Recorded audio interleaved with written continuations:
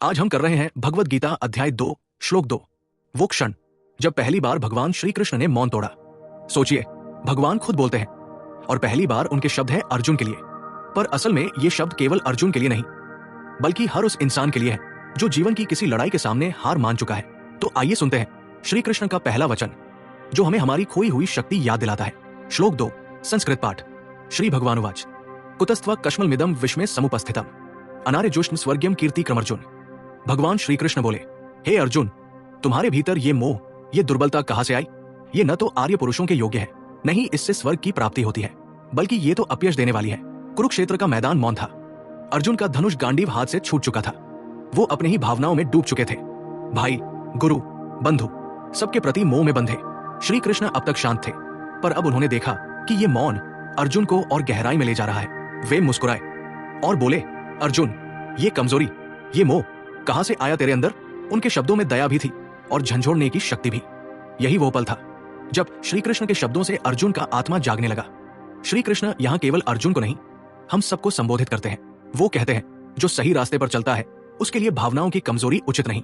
ये श्लोक हमें याद दिलाता है कि कमजोरी करुणा नहीं होती, भावनाओं में बजाना विनम्रता नहीं होती, और कर्तव्य से भाग जाना भक्ति नहीं होती।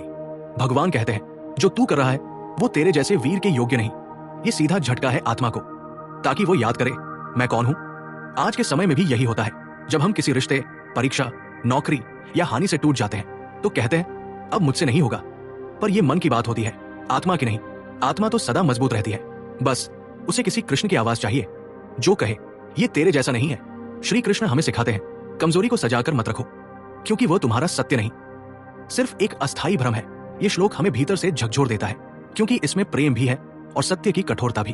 श्री कृष्ण अर्जुन से कह रहे हैं, हे अर्जुन, तू शरीर नहीं है, आत्मा है। तेरी पहचान तेरी भावनाओं से नहीं, तेरे धर्म और कर्तव्य से है। जब इंसान अपने धर्म को याद करता है तो हर मोह और भय अपने आप मिट जाता है।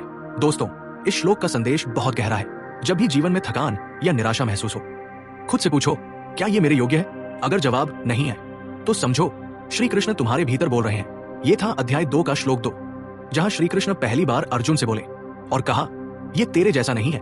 कल दोपहर 12 बजे हम सुनेंगे श्लोक 3, जहां भगवान कहते हैं, क्लैब्य मास्म गमपार्थ, कायरता को मत अपनाओ। अगर इस श्लोक ने आपके मन को छू लिया तो कमेंट में लिखिए, मेरे भीतर भी कृष्ण बोल रहे हैं। और हर दिन दोपहर 12 बजे मिलते हैं गीता के अगले श्लोक के साथ, आपके अपने चैनल के शॉर्ट सेक्शन में। जय श्री कृष्ण।